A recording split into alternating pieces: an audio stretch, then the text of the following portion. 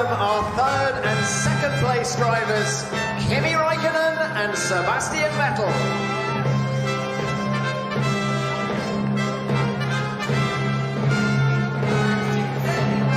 Kimi Räikkönen, please welcome Thierry Vilmark, and for Sebastian Vettel, please welcome Graham Soker.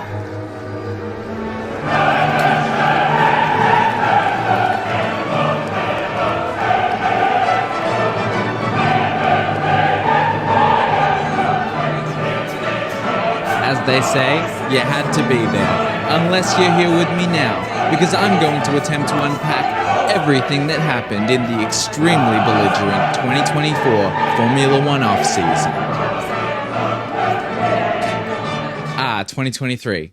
Of course, we're going to remember it for Verstappen and Red Bull clearing out the DTS F1 fans. Thanks, guys. But I think that the second most memorable aspect of 2023 was the complete lack of silly season. Every single driver who made it to the end of the season starts 2024 exactly where they ended 2023. An unprecedented and incredibly boring first for F1. As we'll get into, not all that's come out in this manic start to 2024 has been good. Actually, most of it's been bad. At least things are happening. I feel like F1 fans are kind of masochistic and we just like when things happen and there's drama. For all these stories, I'm gonna break down how the story broke, how the F1 internet reacted, and what I think. Starting with the first truly tragic news of 2024, no more high jeans for Guenther Steiner, Haas team principal since its debut in 2016. So the rumors began flying on the 10th of January, with the earliest speculation I could find being in the daily discussion thread on r/Formula One on a now deleted post.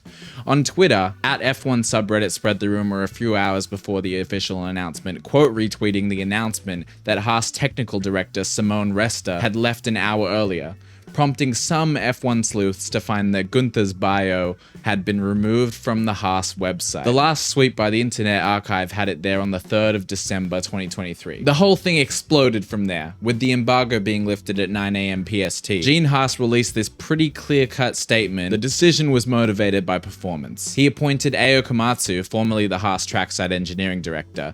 He's still a relatively unknown figure to the wider world, but of course, as with most senior people in F1, he's been around for years. Starting as a tire engineer at BAR, which would become Mercedes many years later. He's been at Renault as a performance engineer. He's been a race engineer for Romain Grosjean, who originally followed him to Haas. So he's got a long resume at some albeit middling teams, but his appointment follows the recent trend in F1 management of team principals being promoted from technical or engineering positions rather than the traditional commercial/management pipeline. Seidel at McLaren and then Audi for 26. Andrea Stella now taking over at McLaren and results seeming to follow from that. Newly appointed Laurent Mekies at RB. And of course, James Vowles at Williams. Guenther was silent initially following the announcement. Then came an interview with lead Sky Sports commentator Crofty 3 days after the story broke. He started by revealing that he hadn't had a chance to thank and say a formal goodbye to his Haas teammates, and that he heard between Christmas and New Year. Pretty brutal holiday message. But the whole thing was pretty tame. Since this interview, a steady drip of Guenther potshots have been fired. An initially indifferent sounding Steiner upped the shade in the following weeks, saying,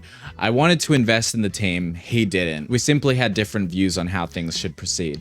The budget cap has completely changed Formula One. Old structures no longer work." The old structures comment appears to refer to Haas's initially successful strategy of making do on little capital investment by operating lean, exemplified by their famously tiny 3-person pit wall that made its debut at the start of 2023. But post-cost cap, Steiner insists that Haas should have been pivoting to step up to an ever-leveling playing field, that relying on a technical partnership with Ferrari wouldn't be sufficient. He's also gone public with the fact that his axing came via a short, curt final call with Gene. Much speculation has been made in the weeks since about the devolution of the good old Double G Guenther and Gene's relationship last year, which both denied was a factor. Many commentators were split on this decision, which we love to see, love the drama. Everyone was shocked, but I was a bit surprised about the tone of some of it. P1 in particular framed it as more of Gene finally making a decision to turn the team around and change something. Tommy specifically said it's the right move for Haas, although granted that he admitted we would find out if it was a good move or if there was something more fundamental wrong with Haas. I saw a lot of Reddit comments like this too, like not a penny or anything worth enough to keep a poorly performing leader. He's popular because he's a goof, not because he's good at his job. Now, I think a lot more has come out since then, and I do think that the quality of Guenther as a team principal is not like the class of the field necessarily, but I'm more inclined to believe his narrative of Gene lacking the desire to invest in the correct areas, given that Gene seems less motivated by competition and more motivated by how to make the biggest profit. He recognizes that the optimal position is not winning, but where they were at their height in 2018, like 5th in the championship, but isn't willing to adapt to what is necessary to get there in current day F1. He'd rather take present profits rather than invest in infrastructure and operational improvements, which is what the other teams knew they had to do prior to the budget cap era. He looks at the results from 2018 and says there's no reason why the performance is not repeatable in current year for the same money. Basically, Gene Haas doesn't know wheel. You can tell this by the statements he's made following Guenther's axing. He's talking about getting to Bahrain with a car that's ready to go. Like, what does he think I was gonna do with a month in F1? Like, the car is what it is already. It's still Guenther's car. It's just a new leader, the bulk of whom's experience is with the same team under Guenther's leadership.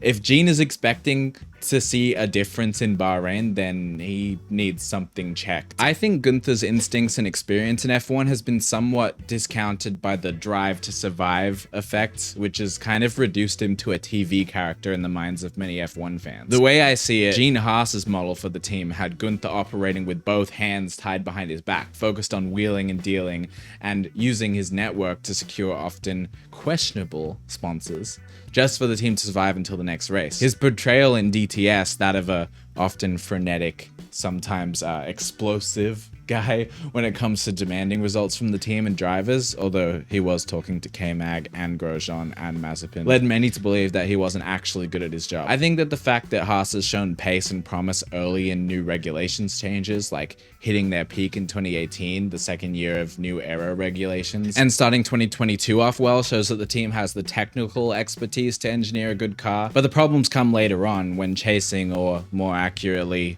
not chasing performance gains, which to me reinforces Guenther's messaging about the breakup. Gene's later statement that he was embarrassed to have not been performing better with all the Ferrari equipment Haas has been using shows a fundamental misunderstanding of how engineering a fast F1 car works. He thought that since Haas used as much Ferrari gear as possible, he should have a baby Ferrari. He said he wants to take better advantage of good equipment that a lot of other teams don't have, but things in F1 are not cut and paste. Like, other teams share parts, but the investment is still required in facilities and infrastructure to develop the optimization and integration with the rest of the car. You can't outsource performance in F1. Another sentiment I saw was this kind of false equivalence between Haas and Williams' return to form under James Vowles, who I absolutely adore and is brilliant, but his hiring was a direct result of new Williams owners Doritos, stolen Reddit joke. Okay, fine, Doralton Capital, being actually willing to give James the resources required to catch the low-hanging fruit changes. Plus, as many pointed out in this thread, Williams hired outside their current organization to someone who had been at a championship winning team. AO might be great for Haas, but he might not have the knowledge of someone like Vowles developed from being at a winning team. Of course, everyone's favorite motor mouth, Helmut Marko, had to have his say, saying, all I heard was that he wanted to convert his popularity into shares in the team, and owner Gene Haas didn't like that anymore. It's also in the case that in our sport, the team always comes before the individual. Steiner became a victim of his popularity. I tend to just not believe anything he says, but it shows that the DTS effect is strong even with F1 insiders. You'll notice it's a certain subset of the characters though. Bernie Eccleston, very anti-social media under his leadership. He preferred F1 to be a closed system with controlled messaging. There's just no way that Gene isn't the real problem here, and I think he's shot himself in the foot by firing his best asset in line with his clear objectives to run a profitable midfield operation. Ugh. He's just gotten rid of 90% of his airtime. Will the sponsors who support Haas off the back of deals that Guenther negotiated stay? Gene Haas is just so unserious, and it's past time for him to be gone from F1. I mean, he's hardly at any races anyway. Alright, I'm sick of talking about you, Gene. On to our next major story of the off-season. Visa, Cash App, RB, the worst F1 team name of all time. This story really starts in November 2023 when this logo was leaked, claiming to be the registered logo for the AlphaTauri rebrand with the name Racing Bulls. The response was, A meme bombing. It was called a name from an unlicensed F1 game, Wish.com Red Bull, We Have Red Bull at Home, and my personal favorite, Racing Bullshit. As many of these reactions allude to, it's long been a major issue to have two teams on the grid being explicitly owned by the same entity. Like, there's always the question, would a Toro Rosso or then an AlphaTauri driver want to be seen fighting with or holding up A-team drivers too hard? Getting to Red Bull has always been the goal of the Red Bull B-team drivers. It's a stepping stone, not the final destination. I've always thought this is bad for Formula One. While there will always be a pecking order, all teams should exist and be trying whatever it takes to win, not just exist in service of the mothership brand. Drivers should be able to believe that if they make it to Formula One with any team, they should theoretically be able to one day win with that team. Regardless of whether they start out, to me, and I think many fans, the name Racing Bulls cut too close to the already uneasy feeling that the team's philosophy evokes. We'd just come out of an era with AlphaTauri of the team, while still functionally a proving ground for potential Red Bull drivers, seemingly charting its own developmental course, trying to at least appear to be a team in its own right. This is pure speculation, but I think that the marketing intention behind the name Racing Bulls was actually the opposite of what the response actually was. Like, that they wanted to bring the association with Red Bull back closer again to signal that they were moving up closer to Red Bull's level rather than appear to be a discount Red Bull, if that makes sense. I think they also underestimated how uncomfortable F1 fans still are with there being a Red Bull B team. Overall, the main objective seems to be just to have any old boring name that they could sandwich and hopefully have people forget behind the title sponsors. This reaction seems to have only emboldened them to do what came next. January 18, 2024. AlphaTauri's Instagram was renamed to Visa Cash App RB. Suddenly, Racing Bulls didn't look so bad. We may never know why or if this was always the plan, but the team decided to completely do away with having a team identity, just RB. The racers, Ed Straw in particular, lost it, calling it the worst name in F1 history. And to reiterate the point Ed makes in this article that I think is important, it's not the sponsor that's the big problem here. Like, while it would be cleaner if it was just one or the other, Visa or Cash App RB, the RB is the problem. What is an RB? Officially, it's nothing. It doesn't even stand for Racing Bulls, which would have been bad, but at least a name. It feels like a massive blunder that they thought being RB was better than Racing Bulls. The history and identity of the original team, Minardi, purchased in 2006 by Red Bull to become Toro Rosso, which, lest we forget, is just Red Bull in Italian. At least it said something about the identity of the team, that it's Red Bull's Italian team. I'm assuming they didn't just go back to that name out of some kind of fucked up corporate pride, not wanting to be seen going back to a name they had earlier, but also since they've moved much of the design operation to Milton Keynes, Big Brother Red Bull's base, the team seems to be abandoning being an Italian team at all. As you can see by the top comment on the Reddit post with the race's article, this went down even worse than the Racing Bulls leak. I thought this little throw was funny, someone saying AlphaTauri was cool. Like, I kind of agree, it's cool sounding, and it has a cool meaning, the AlphaTauri star in the Taurus constellation, which is a bull, so it makes sense. I get there might be some nostalgia surrounding the Toro Rosso name, and yes, it's way cooler sounding, but the argument that it's a good name is kind of lost on me because it's just Red Bull in Italian. Just because Italian words sound cool in English should not be the bar for what makes a cool F1 team name. RB is an insult, of course, but let's not kid ourselves here. Stronzate da Corsa F1 team sounds cool, right? Well, that's just racing bullshit in Italian. Unlike Sauber with their embarrassing name backpedal from steak, F1 team kick Sauber to just steak, F1 team to kick F1 team now? I don't know. It looks like RB is sticking with this, which is funny because it's so not F1, but it's so F1. Whatever name, F1 should be able to field 10 teams, all independently owned and operated and trying to win. Like, Come on. Moving along. On the 23rd of January, F1 announced the confirmation of a new circuit joining the calendar in another 10-year deal. From 2026 to 2035, the Spanish Grand Prix will be held on a combined permanent/street track in Madrid. Now, there were a lot of negative reactions to this news, which can be summarized in a few points. It's another street track. There's been a lot of backlash to F1's current strategy of building new street tracks for a mix of reasons, but I actually think the issue is a bit overblown. There's a perception that the racing is inherently worse at street tracks, which I disagree with. It's all about the layout, not whether the facility is permanent or not. The real problem is these new street tracks potentially displacing legacy tracks that struggle more financially, like Spa. Street tracks are also more compromised from a layout perspective, of course, because they have to fit within the constraints of the streets. But tracks like Jeddah, which was purpose-built for racing, are basically the same as just building a new track from scratch, just designed to also be used by traffic the rest of the year and have close barriers.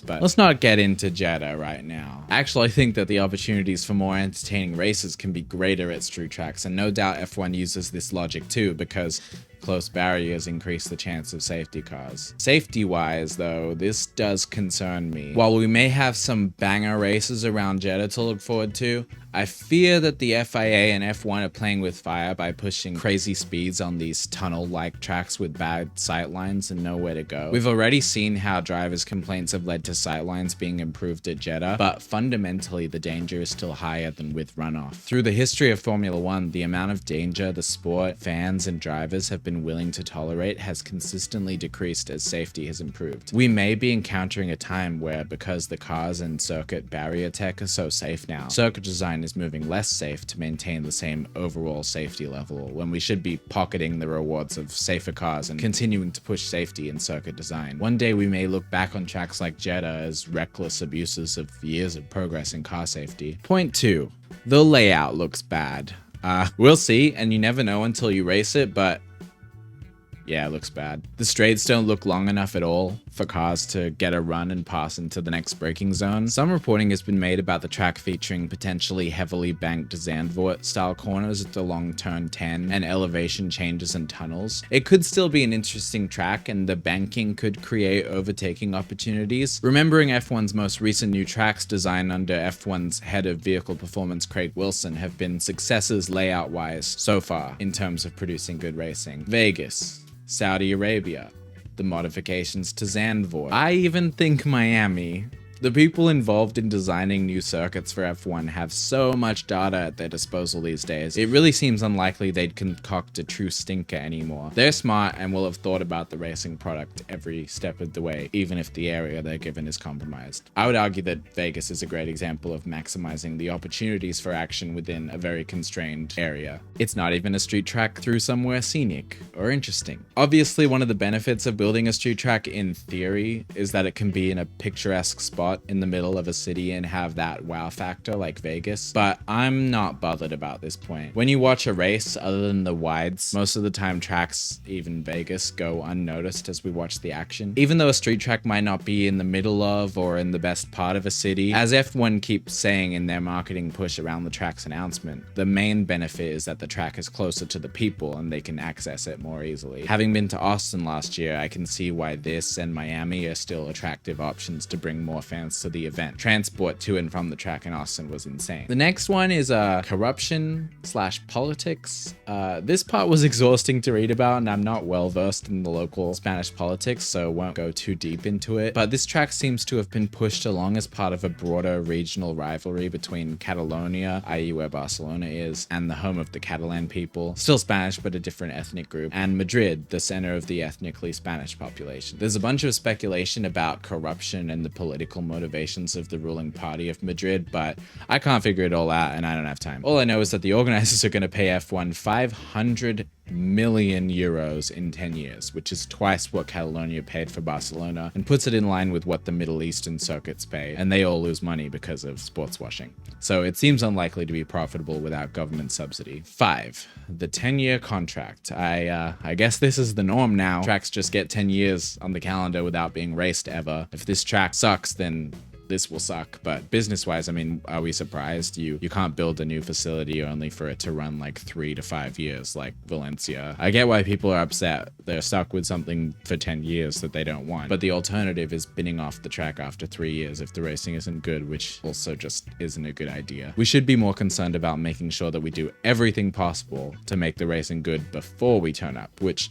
like I said, the current performance team at FOM actually seems pretty good at. So many reasons to be skeptical about racing at this track. I understand the intense reaction from F1 fans, but the more I read about it, other than the politics, which I did not like at all, I chilled out about this track. Let's just wait and see. You know, you don't know by looking at a dodgy map, which will probably change a bunch anyway, just like Vegas did after the FIA is done looking at it. We're approaching some major stories now. Stories which you've probably heard done to death. This stuff was the true motivation to make this video, particularly this next one, because I do not want it forgotten. FOM has rejected Andretti's bid to join the grid. This one's been brewing for a long time. Under the current 8th Concord Agreement, the name for the contract between the FIA, F1's motorsport governing body, the F1 teams, and Formula 1 management, a maximum of 12 teams can compete in F1. With the current 10, 2 spots are available for new teams. Michael Andretti, a former F1 driver himself, but son of more famous 1978 F1 world champion Mario Andretti, has wanted for years to bring the Andretti name back to F1 as a team boss. Here's an article from 2018 where Mario talks about his son Michael's F1 ambitions. In October 2021, Andretti was in negotiations with Sauber, then operating as Alfa Romeo Sauber, to purchase their team. Those were said to have fallen apart at the 11th hour due to disagreements over whether Andretti could operate the team. Probably for the best, as operating the team would likely just mean moving it to the US and telling the Swiss Sauber employees to move with him or get lost. After this failure, he reached for his backup plan: start from scratch. On February 18, 2022, Mario Andretti announced that Michael planned to enter F1 by 2024 and that the application was in the hands of the FIA and that they had met the requirements. A key part of this story has been the 2020 Concord Agreement, in which the teams, FOM and the FIA, had agreed to a $200 million anti-dilution fee to be paid by any new entrant. Michael was all over the media saying that he had the money and personnel were being hired and they would put an American driver in one of their seats, specifically Colton Herta, a young IndyCar talent. Michael attended the Miami Grand Prix in 2022 and met with team bosses, F1 officials, and FIA President Mohammed Ben Sulayem. This is when we started hearing more resistance from the current teams. McLaren's Zach Brown was the most supportive, saying that with the right resources, an Andretti entry would be additive to the sport. Other team principals like Toto Wolff were wary of bringing in another team for fear of dilution, especially since F1 had grown immensely the previous few years, which he attributed to the work of the current teams. Only 2 years after the signing of the Concord Agreement, the current teams had already come to the conclusion that $200 million wouldn't be enough to offset the dilution that an 11th team would bring to the prize fund. In February 2023, the FIA officially launched an application process for new F1 teams. After nearly a year of waiting, in October 2023, the FIA finally approved Andretti's bid for an F1 team, or in reality, approved Andretti's application to hit phase 3 of the process, negotiation with FOM. FOM just said that they note the FIA's conclusion and would conduct their own assessment of the merits of their application. By this point, General Motors with the Cadillac brand was on board, and it looked like they were guaranteed a spot on the grid, with speculation that they could even race without an agreement with FOM. Mohammed Ben Sulayem, in response to FOM's reluctance to make an agreement with Andretti, said that licenses to compete in Formula 1 are granted by the FIA, and that Andretti could race without an agreement with FOM. They just have to forfeit prize money. The reaction from F1 fans on r/Formula 1 was almost unanimous. This was good news, and FOM should have no excuse to reject them. There was also rampant memery and discussion of the possibility of Andretti rocking up without a commercial agreement, and Formula 1 desperately trying not to show them on TV. This was a lot of fun, but would probably never happen.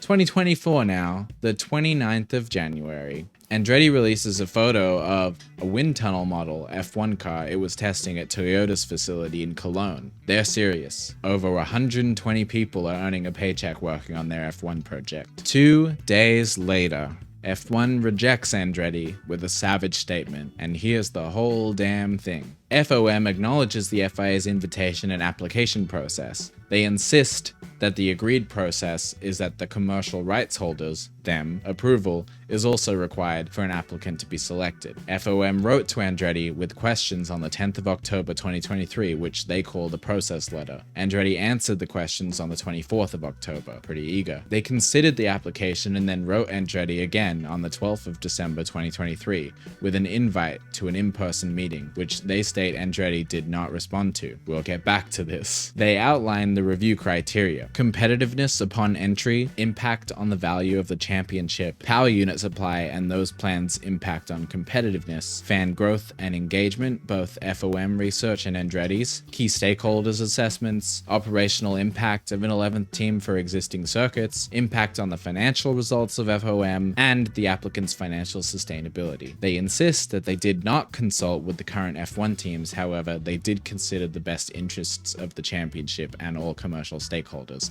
i.e. they didn't specifically ask the teams, but they projected the impact on each of them. The next part is the results of this assessment, and it's not pretty. An 11th team would not by itself provide value. An 11th team should show that it would be immediately competitive, judged by competing for podiums and race wins. They brush off the association with GM, saying they would prefer if GM supplied a power unit from the outset of the deal, while also saying that having both a new constructor and PU supplier. They point out that 2025 is the last year of the current regulation cycle, so they'd have to build a car for these regs and then completely start fresh the next year. In particular, they were concerned about the fact that Andretti would be doing this under a compulsory power unit supply from a rival PU manufacturer, which would be Renault as outlined under the current Concord agreement. If a new team arrives without a PU deal, the team supplying the least power units to the current grid must supply them a power unit. FOM's argument here is basically that Renault would not be willing to collaborate with Andretti beyond the minimum required because Andretti would be moving to GM after that and Renault would risk its intellectual property.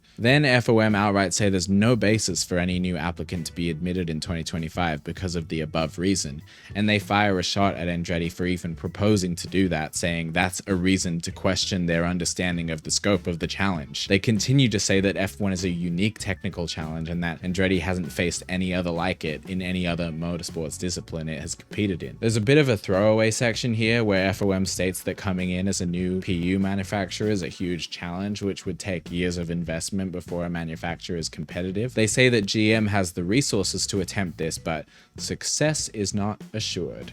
Definitely a weird one. Here are their concluding reasons for rejecting Andretti. An 11th team by itself wouldn't provide value. It would have to be competitive, and they don't believe Andretti would be. The fact that they would have to take a compulsory power unit supply would be damaging to the prestige and standing of the championship. They say that the Andretti name carries some recognition to fans, but their research indicates that F1 would bring value to the Andretti brand rather than the other way around. They say that the addition of an 11th team would place an operational burden on race promoters and negatively impact other competitors. They couldn't find an expected positive effect on the financial results of F1, and Andretti hasn't shown that they would add value to the championship. Right at the end, they indicate that they would look differently on an application for entry to the 2028 season with a GM power unit as either a GM works team or as a GM customer team designing all allowable components in-house. F1 says that bringing a prestigious new OEM to the sport as a PU supplier would bring value.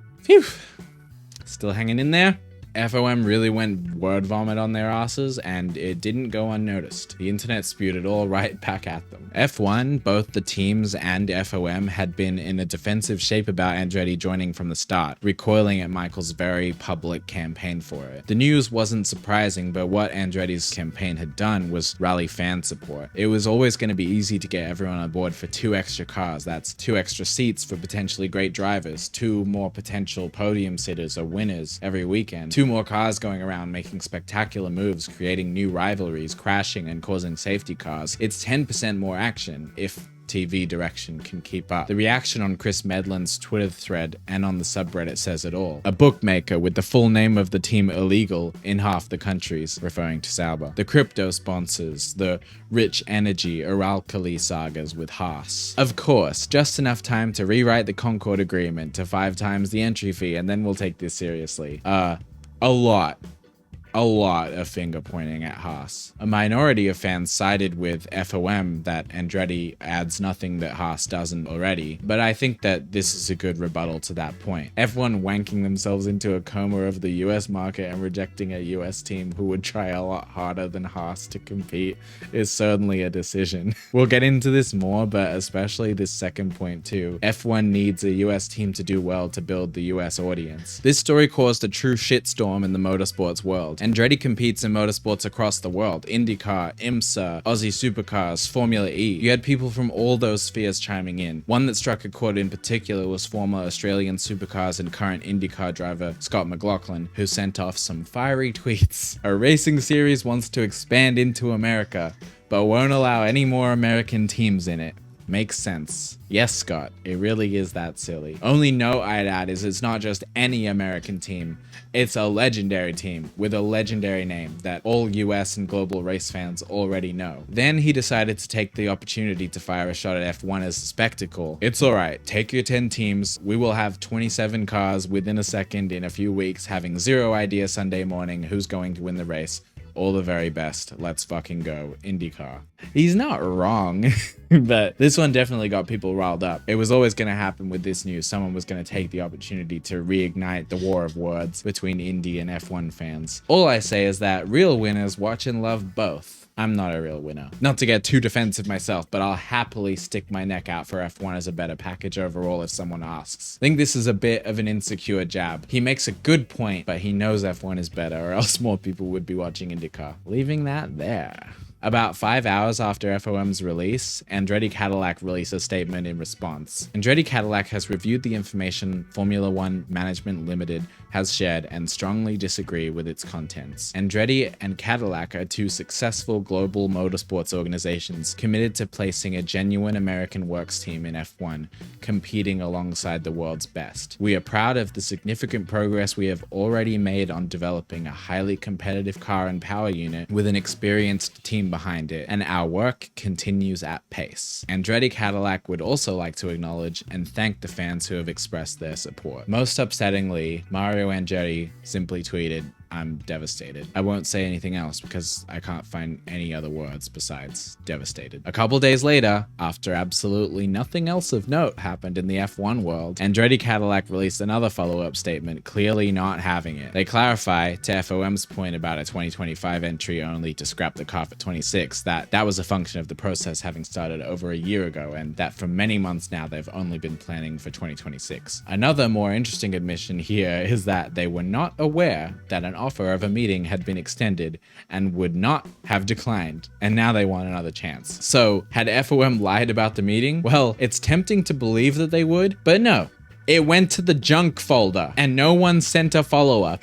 Alright, I've held back long enough. Let's tear FOM apart, shall we? Throughout this whole Andretti saga, much has been said about how FOM is acting completely against the interests of the fans, which of course isn't surprising. FOM only acts in the fans' best interests when those interests align with the money. The term value has been thrown around a lot, from FOM's unreleased and non-specific research indicating that an 11th team would not provide value. Many have tried to work this claim out quantitatively, but it's speculation all the same. I won't do that here now, but here's my read on it. Much has been made of the Drive to Survive effect, and it's inarguable. The show has had a huge impact on the size of the F1 audience, especially in the US. And viewership of the show, as far as Netflix releases, has increased year over year, even for season 5, which had to follow on from the hype that the 2021 season created for season 4. But the same can't be said for the TV ratings of the races themselves in the US. These figures can't be relied on 100% since F1 TV is a thing and has likely been growing over the past few years, and tellingly, F1 last published cumulative US audience figures after the 2021 season and haven't since. Still, broadcast probably represents a larger piece of the US audience and also probably grows in step with the F1 TV audience. While average broadcast ratings on ESPN grew by 54% in 2021 compared to 2020, F1 quoted a 58% growth of the US audience that year, although 2019 2019 was actually higher than 2020, but I still think that when factoring in that 2020 featured a shortened calendar with maybe one Grand Prix at a reasonable time for a general US audience to watch live, there was probably overall growth from 2019 to 2020. But zooming out a little, the story of F1's viewing figures in the US isn't what I was expecting at all. Check it out, I actually made graphs. The earliest figures I could find were from the 2007 season. The last season there was a US Grand Prix at Indianapolis because 2005. The next year I found figures for is 2011, which was marginally lower than 2007. From there, we can see that F1 in the US experienced steady growth in viewership from around 2013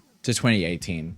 I see this as part due to broadcast changes. NBC bought the rights and started bragging about viewership increases year over year, but I think it's mostly due to having a US Grand Prix back. Between 2013 and 2018, before Drive to Survive, F1's average broadcast viewership increased by 51%. Now, after Drive to Survive started, we do see an increase in the percent increase of the audience. From 2019 to 2023, F1's US broadcast audience has increased 65%. Now, obviously, since those are percent increases, the numerical increase of the audience has been huge. 366K in 2013 to 554K in 2018 to 1.11 million in 2023. But look at the jumps. After the first season of Drive to Survive, 2019 saw a 21% increase in average broadcast viewership over 2018. Huge. We can ignore 2020 since the COVID calendar was almost impossible to watch in the US, all events bar the Sakir Grand Prix being extremely early in the morning, and even that one was 6 a.m. Eastern, 9 a.m. Pacific. But skipping to 2021, we see a 39% increase in viewership over 2019. Some of that's going to be Drive to Survive, but I think the bigger contributing factor was the epic title battle going down to the wire, and I'll tell you why. We see spikes every major technical regulation change. 2014 saw 30% over 2013.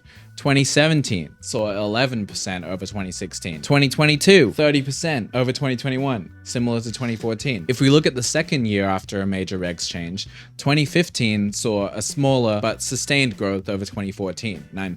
2018 saw 3% over 2017. But 2023, following the most watched season of Drive to Survive yet, saw a decrease of 8%. There was a correction in response to the lack of title battle. My prediction is that the upcoming season of Drive to Survive may continue to see higher viewership than last season, but unless the on-track action improves next year, average viewership of the broadcasts will stagnate or decrease. In other words, while Drive to Survive has gotten F1 a foot in the door with the US audience, the show itself is still growing its own fan base, but it's not going to keep growing the actual F1 fan base in the US. Neither is adding more US tracks. Despite having 3 times the tracks in the US, that's 2 more races at better times for the US audience. The growth from 2021 to 2023 is 18%, less than even what the 2014 regulation changes created. The most profitable F1 fans, the ones that watch every race, respond mostly to the prospect of higher entertainment. Now, this is by no means an exhaustive analysis. I took one stats class at uni, but what I'm seeing here I think exemplifies why this decision to reject Andretti is so infuriating. It's cowardly and short-sighted. To me, it says that FOM doesn't have what it takes to properly capitalize on the growth they've been seeing from the miracles they've been given. The 2021 miracle season, Drive to Survive's miracle success. You can see it in how they market their new tracks in the US. I'll admit, going to Austin last year, it's awesome how many things around the track there are to do over the weekend, and the concerts. We had the Killers and Queen last year, but it screams insecurity in the product, the racing. FOM and Liberty have been investing in everything around the product, turning the product into something it's not. Vegas was a great race, but when all the cars were on track, could you really tell where they were? Like maybe when they cut to a wide and you can see the sphere.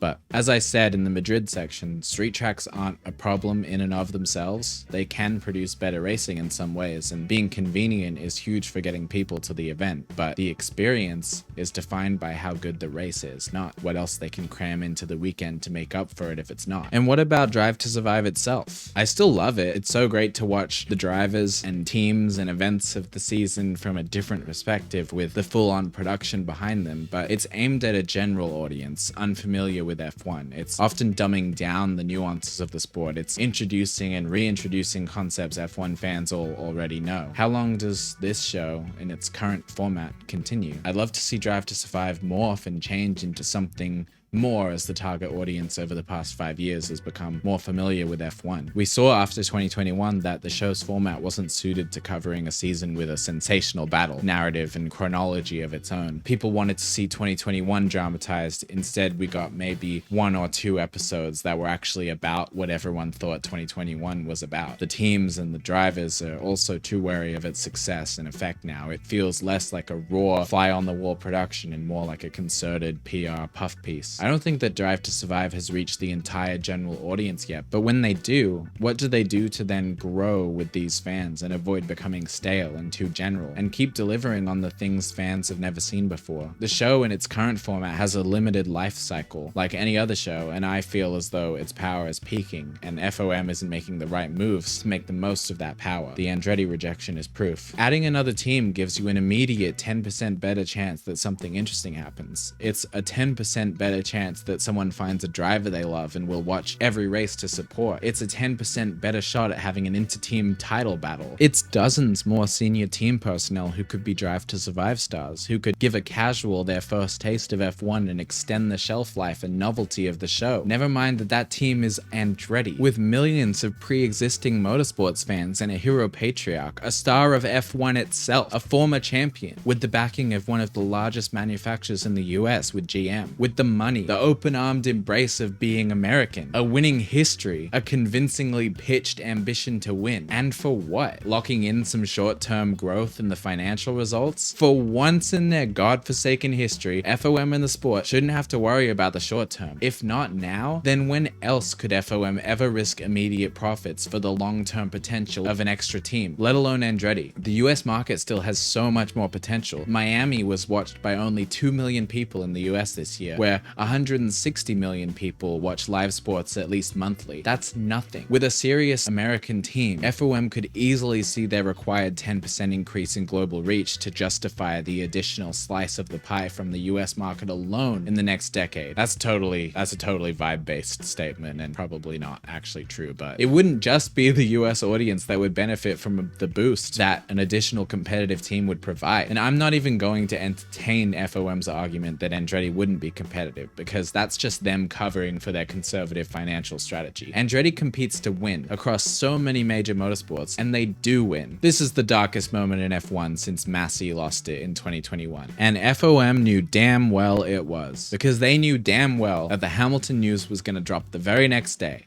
And then we'd go into car launch season, and then DTS would come out, and then we'd go racing. And they were counting on the fans forgetting what they did to Andretti and ultimately to the sport, because they have absolutely damaged the growth of Formula One in doing this. Don't let them forget it. Okay. In the biggest tonal shift of all time, Hamilton is going to Ferrari? What? Okay, I'm not going to dwell on this one, funnily enough, but I just think this is great news for F1. Obviously, FOM thought the same, and that we would forget about Andretti, which was actually very smart and exactly what I would do if I were trying to make up for doing something absolutely horrible. The way the rumor mill started for this one was super weird too. On January 31st, 2024, obviously the entire F1 internet was still losing their shit over the Andretti denial, but of course, FOM had their action plan ready to go into distraction mode. A certain someone at FOM may have told a certain Will Buxton to fire this one off in the hopes to distract the mob. Hearing a big announcement is on the way before the end of this week. If it is what I think it is, it's absolutely massive.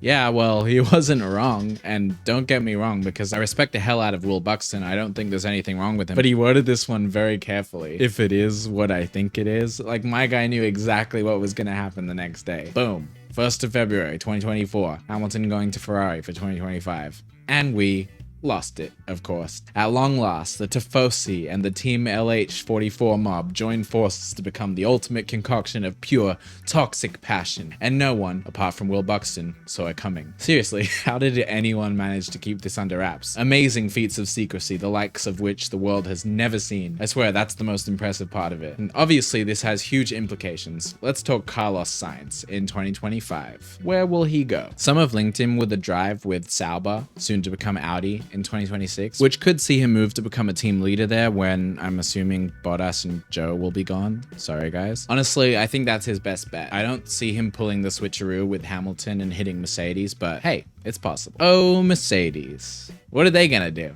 Well, I have no idea, but one thing's for certain, unlike what Toto's posturing last year would suggest, it won't be Mick Schumacher. Sorry, Mick. I think George will really have to up his game if he wants to lead the team, but I don't think he'll get the chance to do that just yet, because you know what I'm gonna say next. Fernando Alonso will take the seat in another huge career move for him, which will mean that across his career, he will have raced for half of the current F1 teams: Renault and Alpine, McLaren, Ferrari, Aston Martin, and Mercedes. Remembering also that his career includes multiple stints at Renault and McLaren. An absolutely munted career. I think Aston will struggle to regain their early 2023 form and will stagnate, and with that stagnation and knowing that Alonso answers to no one, I bet he's already angling for that deal. And Mercedes is the last top team he's left to burn. Let's watch as they nail the 2026 engine regs and he waltzes the field like the legend he is, getting the send-off he deserves. What of Charles? This is gonna get interesting. I can't wait to see him go against Lewis. I think they'll be super close, but what about the standing within the team? I reckon Lewis will assume the lead role and Charles may find that he doesn't have the support he was once guaranteed. It's gonna be interesting. Will Hamilton win a championship with Ferrari? I'm going to boldly outright predict that he won't, but I'd love to see it. Lewis may have the clout to force structural changes similar to Schumacher, Todd, and Braun at Ferrari before, but he'll also be 40. Will he be focused on setting up his post-racing career in fashion, film, and just being fuck off rich, or will he spend late nights at the factory grinding for tenths? I think it's more of a victory lap for him, but I do hope he proves me wrong. I mean, it would be so Hamilton to go on and snag 3 more championships on the bounce with the prancing horse. How iconic. Phew. Well, nothing else happened, right? Right? Christian Horner's under investigation. Ugh. Of course he is. On the 5th of February 2024, not wanting to be outdone by rivals Ferrari, Red Bull Corporate announced that they opened an independent investigation into Christian Horner's alleged misconduct of an employee. I don't know what to say about this one. The result is still pending as of recording, but it isn't looking good considering how long it's taking. It's been a weird time. It seems like the rumors have been pushing and pulling in favor of and then against Christian back and forth. At first, the phrasing and severity of the news pointed to the worst: sexual assault or harassment. It was emphasized in the first reports that the complaint came from a female employee, leading to that speculation. But as the days went on, more rumors came out that the topic of the investigation was more about his controlling management style and not sexual harassment. And obviously there's a huge difference between those things. I think that most F1 fans assume, regretfully, that there's some level of toxicity in the F1 workplace, like stakes are high and mistakes are costly. You can expect the odd raised voice, a bad work-life balance, the occasional personal insult, maybe. I mean, it wouldn't be right, and I'd rather that no one have to take that, but I'd still think a lengthy investigation like this is a bit much. Physical violence is completely different, but there's been no mention of anything physical. It would seem, based on that and everything else that came out, that the accusation is more likely for harassment, probably sexual, which is just awful, regardless of the result of the investigation, because if he is indeed innocent as he claims, that's a hell of a ringer he's been through, and if he's not, well, he can rot.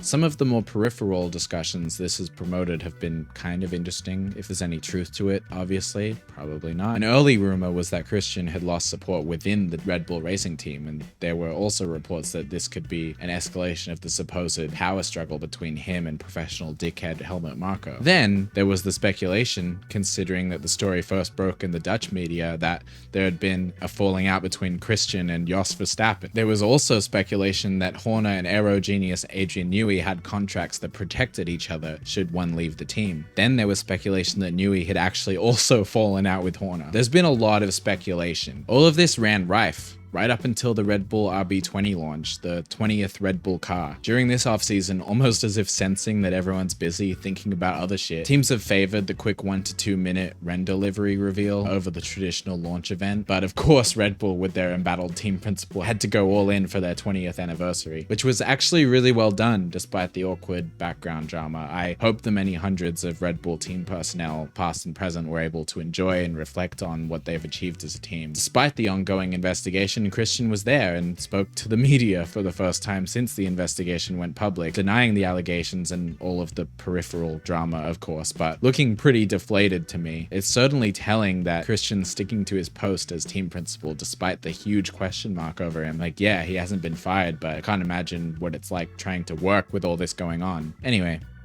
that's really all I have to say about Christian. As for the other news, well, we just got some odds and ends left. Finally, Silverstone's contract was extended to 2034. Great news.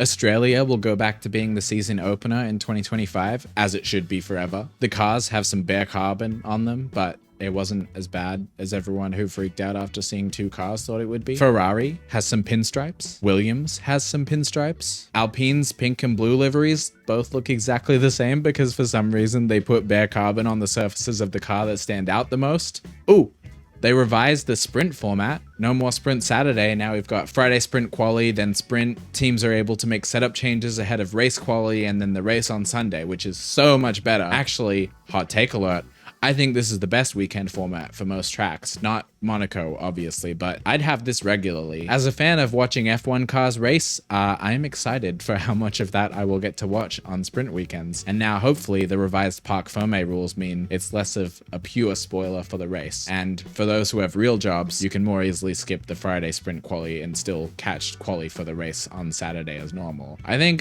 let's stop fucking with it now. Oh yeah, and someone hacked Charles Leclerc's Spotify and dropped a bunch of songs. And that's it. If you're still watching, thank you so much. It means a lot to me. Please drop me a comment so we can chat. I'm so hyped for the season to start, so get subscribed to watch with me. Next up, I'm gonna review Drive to Survive, which will be something. In the meantime, check out my first video if you liked this one, and that's it. You're excused. Goodbye.